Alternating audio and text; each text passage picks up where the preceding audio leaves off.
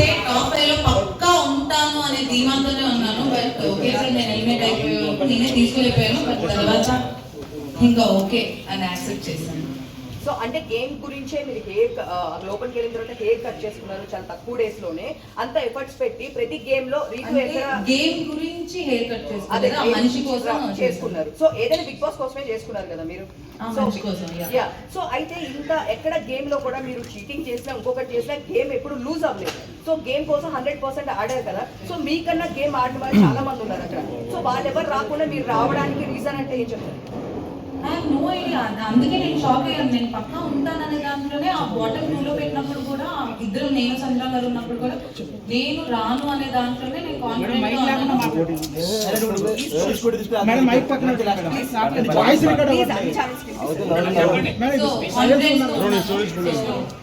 అంటే నేను షాక్ అయిపోయాను.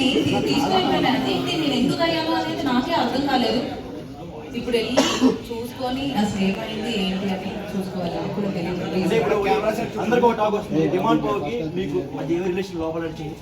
We are pure best friends and it is very genuine and I have so much of comfort zone with him and he's my best friend. ఇంకా మన college లో మన స్కూల్లో best friends ఉంటారు కదా, ఆ range best friend.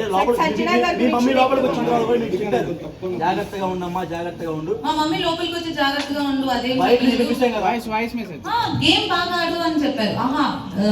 Voice note లో చెప్పారు, వాయిస్ నోట్ లో చెప్పారు. కానీ లోపల నాకు తెలుసు కదా, అంటే నా గేమ్ నేనే ఆడుతున్నాను, ఎందుకు అలా నా గేమ్ నేను ఆడట్లేదు అని అనిపించింది అనేది నాకు ఇంకా తెలియదు. నా గేమ్ నేను ఆడాను, వాడి గేమ్ వాడు ఆడాడు. సపోర్ట్ లేకుండా హౌస్ లో ఎవ్వరూ లేరు. అలా వాడు నాకు సపోర్ట్ చేశాను, నేను వాడికి సపోర్ట్ చేశాను. కాకపోతే అది కొంతమంది ఎలివేట్ చేసినట్టున్నారు. I don't know. సో బయటకు వచ్చిన తర్వాత కూడా ఇదే ఫ్రెండ్షిప్ కొనసాగిద్దాం. ఇది డెఫినెట్లీ ఉంటుంది పక్కా. సంజన గారు అలా మాట్లాడడం వల్ల నెగిటివ్ అయింది అనుకోవచ్చు. అంటే మీరిద్దరు కలిసి ఇలా మాట్లాడుకోవడం అందరికి ఐ డోంట్ థింక్ సో అది నెగిటివ్ అయింది అని నేను అనుకోవట్లేదు. ఎందుకనంటే అది 24/7 లైవ్ నడుస్తూనే ఉంటుంది కాబట్టి క్లారిటీగా ఉంటుంది. నేను వెరీ పబ్లిక్, నార్మల్గా అంతకు ముందు కూడా నాకు ఇలా అమ్మాయితో ఇలా ఉండాలి, అబ్బాయితో ఇలా ఉండాలి అలాంటిది ఏం ఉండదు. అని వెరీ పబ్లిక్ అక్కడ తిరుగుతూ ఉంటాను. Even I have the Tom and Jerry friendship with Kalyan. మళ్ళీ ఇమాన్యుల్తో కూడా నేను అంతే క్లోజ్గా ఉంటాను, అలానే తిరుగుకుంటూ ఉంటాను. మేము నైట్ కూడా మేము అలానే మాట్లాడుతూ ఉంటాం. అదిలా గేమ్, ఇది గేమ్, ఇది గేమ్, అది గేమ్ అనుకుంటూ మాట్లాడుకుంటూ ఉంటాం. మేబీ తన అలా ఫీల్ అయింది, అందుకే మిగతా హౌస్ మేట్స్ అందరూ అపోజ్ చేశారు కాబట్టి అక్కడే క్లారిటీగా అర్థమై ఉంటుంది మిగతా వాళ్ళకి, చూసిన వాళ్ళకి. రితు చౌదరి గారు ఒక క్వశ్చన్. సో మీకు డెమోన్ పవన్ కి ఫ్రెండ్షిప్ అని మీరు అంటున్నారు, బట్ బయట వేరేలా పోర్ట్రేట్ అవుతుంది. సో ఇప్పుడు దానిపైన మీ అభిప్రాయం ఏంటి? క్లారిటీ ఏమిస్తారు మీకు డెమోన్ పవన్ కి ఏంటి? అంటే లవ్ ట్రాక్ నడుస్తుంది అంటే ముందే చెప్తారు, ఇట్లా లవ్ ట్రాక్ ఉంటే ఎక్కువ డేస్ ఉంటారు అని ఇలాంటి టాక్. అలా అయితే ఎవరు చెప్పరు నాకు తెలిసినంత వరకు. లవ్ ట్రాక్ ఉంటే ఎక్కువ రోజులు నడుస్తుంది అది ఇది అని. ఆ హౌస్ లో ఉన్నప్పుడు పక్కా ఎవరో ఒకరు మీకు కనెక్ట్ అవుతారు, వాళ్ళతో ఫ్రెండ్షిప్ అనేది పక్కా అనేది ఉంటుంది. అది నాకు డెమోన్ కనెక్ట్ అయ్యాడు, మా ఇద్దరికి ఫ్రెండ్షిప్ కనెక్ట్ అయింది. మేమిద్దరం మాట్లాడుకున్న దాంట్లో ఇప్పుడు మనకి ఎవరైనా మనకి మళ్ళీ హాల్లో ఉన్నాను, నేను టాప్ 5 లో ఉండాల్సిన దాన్ని ఎందుకు వచ్చాను అనేది ఇంకా నాకే అర్థం కావట్లేదు.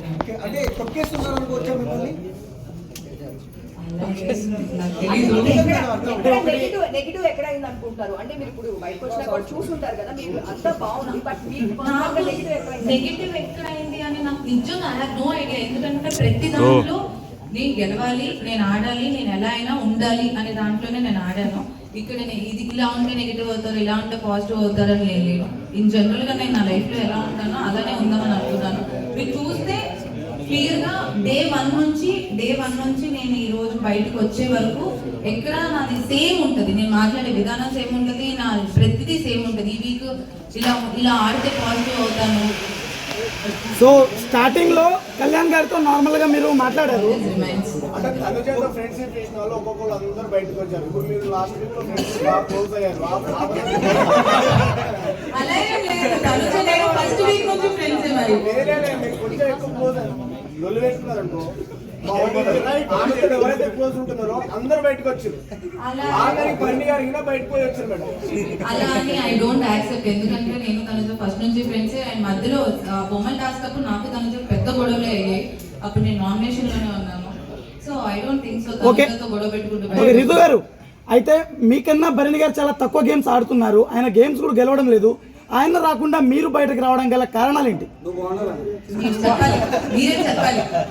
ఇంకా వాళ్ళు ఎలా అన్నారు, నేను ఇక్కడ ఎందుకు ఉన్నాను అంటే బిగ్ బాస్ మీద వాళ్ళకి సపోర్ట్ చేస్తున్నారంటారా? బయటకు వెళ్ళిన పర్సన్ని మళ్ళీ తీసుకుని రావడము, ఆయన తక్కువ గేమ్స్ ఆడినా కానీ ఎక్కువ గేమ్స్ ఆడిన మిమ్మల్ని బయటికి తీసుకురావడము ఎంతవరకు అది అన్ఫెయిరే కదా? బిగ్ బాస్ ప్లాన్ ఏమైనా ఉందంటారా? I don't think so. అంటే ఆ టీం ఉంది, ఎలిమినేట్ అయిపోయిన వాళ్ళు శ్రీజ అండ్ బర్నీ గారు ఇద్దరు వచ్చారు, తర్వాత గేమ్సారు, బర్నీ గారు గెలిచారు, సో అందుకే ఉంచారేమో అని వాట్ ఐ ఫెల్ట్. శ్రీజ ఏవి ఇప్పటివరకు ఇవ్వలేదు, మీ ఏవి ఇచ్చేసారు, శ్రీజ ఏవి ఇవ్వలేదు. మరి ఆమెకి అన్యాయం ఎందుకు చేశారు బిగ్ బాస్? నేను ఇప్పుడే వచ్చాను. మీకు తెలుసుంటుంది కదా, మీకు తెలుసుంటుంది కదా, మినిమం టు మినిమం ఏదో తెలియాలి కదా.